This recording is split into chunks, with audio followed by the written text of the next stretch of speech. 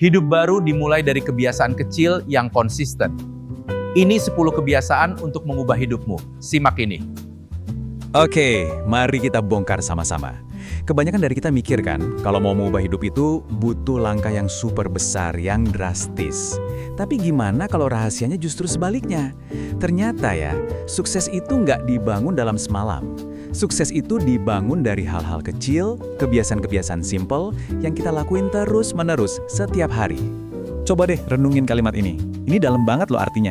Setiap hal kecil yang kita lakukan, setiap pilihan, setiap kebiasaan, itu ibarat satu batu bata. Pelan-pelan, hari demi hari, kita nyusun batu bata itu jadi bangunan masa depan kita. Jadi ini bukan soal satu lompatan raksasa, tapi soal ribuan langkah kecil yang konsisten. Nah, ini dia pertanyaan kuncinya. Kalau memang hari-hari kita yang nentuin takdir kita, gimana dong caranya kita merancang sebuah hari yang benar-benar bisa membawa kita ke tujuan? Bukan hari yang cuma bikin kita jalan di tempat atau malah nyasar. Jawabannya itu ada di kekuatan kebiasaan-kebiasaan kecil tadi. Tapi sebelum kita bisa mulai membangun kebiasaan yang baik, ada satu masalah besar yang harus kita sadari dulu. Masalah yang sering banget jadi penghalang kita semua. Kita semua pasti pernah kan bilang, besok deh mulai olahraga, atau minggu depan mulai diet. Setiap kali kita mengingkari janji kecil kayak gitu ke diri sendiri, sebenarnya kita lagi pelan-pelan ngerusak kepercayaan kita ke diri sendiri. Pondasinya jadi rapuh. Nah, dari sinilah kita akan mulai membangunnya kembali. Jadi, kita mulainya dari dalam dulu. Dua kebiasaan pertama ini fokusnya adalah membangun kembali pondasi kepercayaan diri dan kejernihan pikiran. Ini penting banget sebelum kita mencoba menaklukkan dunia di luar sana. Oke, ini kebiasaan pertama, dan jujur, ini yang paling penting. Lupakan dulu deh target-target besar. Coba mulai dengan janji yang super kecil, yang mustahil untuk nggak ditepati. Misalnya, janji minum segelas air pas bangun tidur atau baca satu halaman buku. Setiap janji kecil yang berhasil kita tepati itu jadi bukti nyata ke diri sendiri kalau kita ini bisa diandalkan. Nah, disinilah letak perbedaannya. Motivasi itu seringkali kayak gula, ngasih energi sesaat, habis itu hilang, malah bikin lemes. Tapi kepercayaan diri yang dibangun dari menepati janji sendiri, wah, itu pondasi yang kokoh. Kekuatannya nggak tergantung sama perasaan lagi naik atau turun, tapi dari bukti nyata tindakan yang udah kita lakuin. Lanjut, kebiasaan berikutnya adalah soal merebut kendali di pagi hari. Sebelum dunia nyerbu kita dengan notifikasi, email, dan segala macam tuntutan, coba deh ambil 10 menit untuk hening. Bener-bener hening. Nggak ada ponsel, nggak ada musik. Cuma kamu dan pikiranmu. Ini bukan soal harus meditasi, tapi lebih ke ngasih ruang buat diri sendiri. Poin kuncinya tuh ini. Seringkali ide-ide cemerlang, solusi-solusi terbaik itu justru muncul bukan pas kita maksa mikir keras, tapi pas kita kasih otak kita jeda buat napas. Di dalam keheningan itu tiba-tiba aja potongan-potongan puzzle di kepala kita mulai nyambung sendiri. Oke, pondasi internal udah mulai kita perkuat nih. Sekarang saatnya kita merancang hari yang produktif. Rangkaian kebiasaan berikutnya ini adalah tentang mengubah niat jadi aksi yang terarah dan pastinya penuh energi. Kebiasaan yang satu ini kuncinya simple. Hari yang sukses itu mulanya dari malam sebelumnya. Persis kayak pilot yang butuh rencana penerbangan sebelum terbang, kita juga butuh rencana buat hari kita. Tanpa rencana, kita bakal memulai hari dengan reaktif, cuma ngerespon apa yang datang, bukan proaktif. Caranya pakai metode 3 poin ini.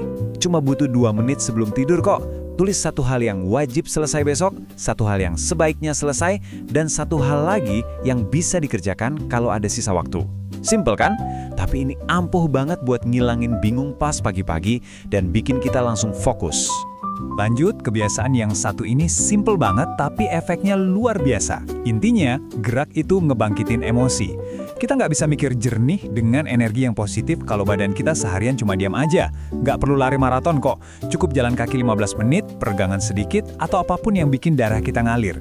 Gerakan fisik itu pemicu utama buat kejernihan mental. Oke, diri kita udah beres, hari kita juga udah terencana. Sekarang, mari kita perluas fokus kita ke dunia luar. Rangkaian kebiasaan berikutnya ini adalah tentang bertumbuh, baik dalam pengetahuan, keuangan, maupun hubungan dengan orang lain. Nah, ini membawa kita ke kebiasaan selanjutnya. Kasih makan otak kita setiap hari. Ada kalimat yang ngena banget nih. Kita hidup di generasi terpintar dengan kebiasaan terbodoh. Kita punya akses tanpa batas ke informasi, tapi seringnya kita malah milih hiburan yang nggak ada habisnya. Kuncinya itu konsistensi, bukan lama tidaknya.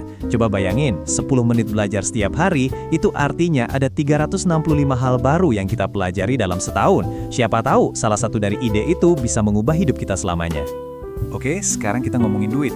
Kebiasaan ini bakal ngubah total cara pandang kita soal uang. Aturannya sederhana banget. Ini bukan soal berapa banyak yang kita hasilkan, tapi berapa banyak yang kita sisihkan untuk masa depan kita. Dan ini cara praktisnya. Bayar diri sendiri di masa depan duluan. Coba deh atur transfer otomatis 10-20% dari penghasilan kita langsung masuk ke rekening tabungan atau investasi. Pas banget di hari gajian. Ini bukan soal nahan-nahan diri, tapi soal membeli kebebasan di masa depan. Nah, pertanyaan ini ngebawa kita ke salah satu kebiasaan yang paling ngaruh ke hidup kita. Kenapa? Karena seringkali lingkungan itu jauh lebih kuat daripada tekad kita sendiri. Dan jawabannya ada di sini. Kebiasaan berikutnya adalah soal memilih lingkaran pertemanan kita secara sadar. Kita ini, suka atau tidak, adalah rata-rata dari 5 orang yang paling sering berinteraksi dengan kita. Kalau mereka ngomongin gosip, kita bakal ikut kejebak. Tapi kalau mereka ngomongin ide, pertumbuhan, kita pasti ikut keangkat. Ini bukan soal mutusin hubungan, tapi soal memilih kemana energi kita mau kita arahkan. Akhirnya, kita sampai di kebiasaan terakhir yang jadi semacam lem yang nyatuin semuanya. Inilah kunci yang bisa membuka nilai dari 9 kebiasaan lainnya dan membawa kedamaian yang sejati. Setiap hari itu kita dikasih pilihan loh, mau ngeluh atau mau bersyukur. Kalau kita milih ngeluh, fokus kita pasti ke hal-hal yang kurang, ke celah-celah yang kosong. Sebaliknya, rasa syukur itu mengalihkan fokus kita ke apa yang udah kita punya, sekecil apapun itu. Dan dari sanalah kekuatan dan kebahagiaan sejati itu muncul. Dan saya mau tutup pembahasan ini dengan pemikiran ini untuk renungan kita semua. Bersyukur itu bukan berarti hidup kita udah sempurna, bukan. Bersyukur itu soal menghargai kemajuan. Coba ingat lagi, seberapa jauh kita udah melangkah. Mungkin kita belum nyampe puncak, tapi hey, kita udah nggak di bawah lagi kan? Dan perjalanan itu sendiri, itu udah jadi berkah yang luar biasa. Info barusan bisa mengasah otak kamu agar tidak terlewat info menarik lainnya. Jangan lupa follow dan share. Semoga info tadi bermanfaat. Komen MAU jika Anda ingin mendapatkan free ebook tentang bisnis dari kami.